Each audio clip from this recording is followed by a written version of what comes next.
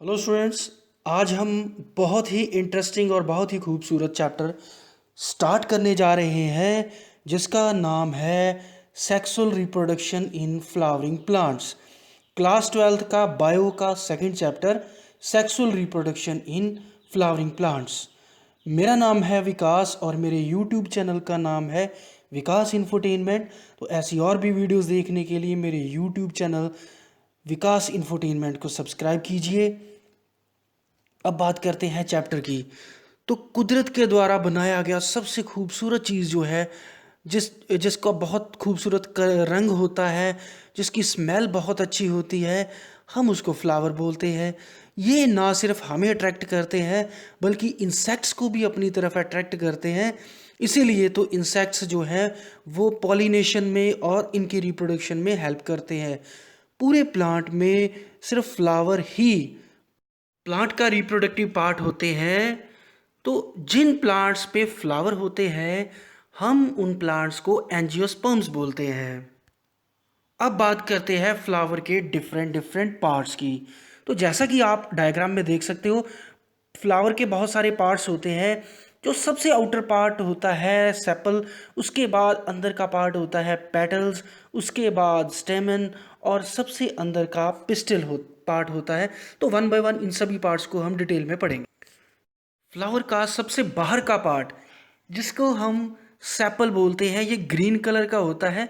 जब flower bud form में होता है तो ये सेपल्स उसको प्रोटेक्ट करते हैं और उसके बाद ये फ्लावर जब खुलता है तो नीचे उसको सपोर्ट करते हैं ग्रीन कलर के जो 5 या जितने भी जो लीव्स होते हैं उसके। तो इसको हम आउटर मोस्ट वर्ल कहते हैं, क्योंकि ये सबसे बाहर का जो घेरा होता है, वर्ल होता है घेरा।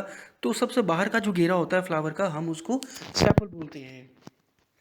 बड़े ही सुंदर रंग के डिफरेंट डिफरेंट आपने पत्तियां देखी होंगी, हम उसको पेटल्स बोलते हैं। तो इंसेक्ट्स इन पेटल्स की वजह से इनकी तरफ अट्रैक्ट होते हैं और पॉलिनेशन करते हैं।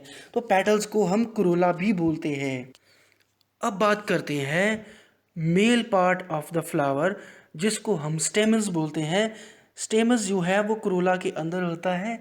तो इसके दो पार्ट्स होते हैं, एक होता है फिलामेंट और एक होता है एंथर। जैसा कि आप डायग्राम में देख सकते हो, तो ये जो पूरा पार्ट है ये मेल पार्ट है जिसको स्टेमन्स बोलते हैं। इसको हम एंड्रोइसियम भी बोलते हैं।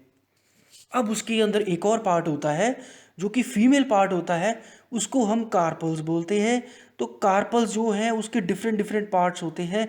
सबसे ऊपर का जो पार्ट होता है वो स्टिग्मा, उसके नीचे का पार्ट होता है स्टाइल, उससे नीचे का पार्ट होता है ओवरी, और ओवरी के अंदर काफ़ी सारे ओव्यूल्स भी होते हैं। तो फीमेल पार्ट को हम गाइनोईसियम भी बोलते हैं। अब फंक्शंस ऑफ फ्लावर की बात करते हैं। फ्लावर्स का काम क्या होता है? फ्लावर जो है वो प्लांट का रिप्रोडक्टिव पार्ट होता है। जो इसकी ओवरी होती है वो मेच्योर होने पे फ्रूट बनती है, और जो ओव्यूल होता है वो मेच्योर होने पे सीड बनता है। इसके ऊपर मेल ऑर्गन्स भी पैदा होते हैं और फीमेल ऑर्गन्स भी पैदा होते हैं। मेल ऑर्गन्स को जैसा कि हमने बताया कि स्टेमन्स बोलते हैं, और फीमेल सेक्स ऑर्गन्स को कार्पल्स बोलते हैं। अब कुछ फ्लावर्स ऐसे होते हैं जिनमें मेल और फीमेल दोनों पार्ट्स पाए जाते हैं। ऐसे फ्लावर्स को हम हर्माफ्रोडाइट बोलते हैं, जैसे मटर का पौधा, हिबिस्कस का, मस्टर्ड का पौधा। तो इनमें मेल और फीमेल पार्ट दोनों पाया जाता है। अब मेल पार्ट को डिटेल में पढ़ते हैं। मेल पार्ट जो मेन होता है एंथर, हम उसके बारे में पढ़ते हैं, और उसके साथ जो डंडी होती है जिसकी वजह से फ्लावर उसके साथ जुड़ा होता है, हम उसको फिलामेंट बोलते हैं। अब बात करते हैं एंथर की। तो एंथर की स्ट्रक्चर कैसी होती है? अगर आप एंथर को पूरे ध्यान से देखिए तो इसके ऊपर दो लोब्स होते हैं, यानी कि दो पोर्शंस में ये डिवाइड होता है। और जो दो पोर्शंस आपस में जुड़े होते हैं, कनेक्टेड होते हैं, हम उस पोर्शन को कनेक्टिव बोलते हैं। और यही कनेक्टिव आगे फिलामेंट के साथ जुड़ा होता है। तो इसके अंदर एक लोब के अंदर टोटल दो चैम्बर्स होते हैं, यानी कि टोटल पूरे एंथर के अंदर चार चैम्बर होंगे।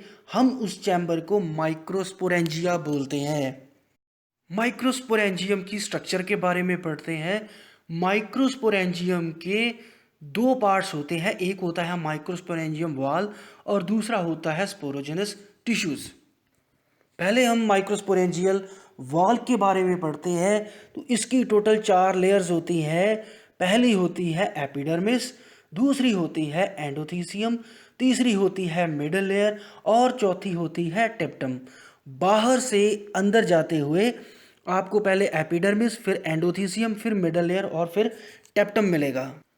एपिडर्मिस सबसे बाहर की लेयर होती है जो कि माइक्रोस्पोरेंजियम को प्रोटेक्ट करती है। अगली जो दीवार है वो है एंडोथीसियम, जो अगली लेयर होती है। अब एंडोथीसियम का क्या काम होता है, जब एंथर मेच्योर हो जाता है तो इसके अंदर की जो लेयर होती है एंडोथीसियम वो अपने आप फट जाती है, जिसकी वजह से उसके अंदर के पोलन ग्रेन्स बाहर आ जाते हैं। तो ये सिंगल सेल्ड लेयर होती है। मिडल लेयर की बात करते हैं तो मिडल लेयर 3 से 4 सेल की लेयर होती है। तो इसका काम क्या होता है कि ये लेयर जो इसके अंदर पल रहे माइक्रोस्पोर मदर सेल्स होते हैं उसको नॉरिशमेंट देती है। सबसे अंदर की जो लेयर होती है वो होती है टेप्टम, और टेप्टम में बहुत सारे न्यूक्लियस होते हैं। ये टेप्टल जो सेल वॉल होती है ये न्यूट्रिशन देती है पोलन ग्रेन्स को। तो ये टेप्टम दो टाइप का होता है, एक होता है अमीबॉइड या इन्वेजिव टेप्टम और दूसरा होता है सेक्रेटरी यानी कि ग्लैंड्यूलर टेप्टम।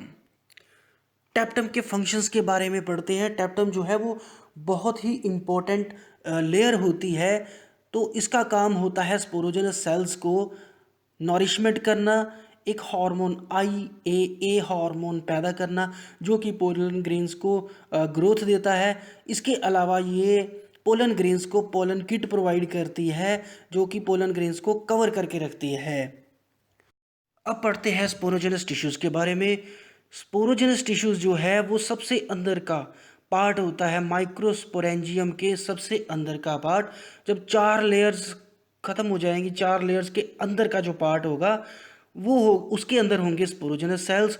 स्पोरोजेनस सेल्स जब आपस में डिवाइड होते हैं तो माइक्रोस्पोर मदर सेल या पोलन ग्रेन मदर सेल बनाते हैं।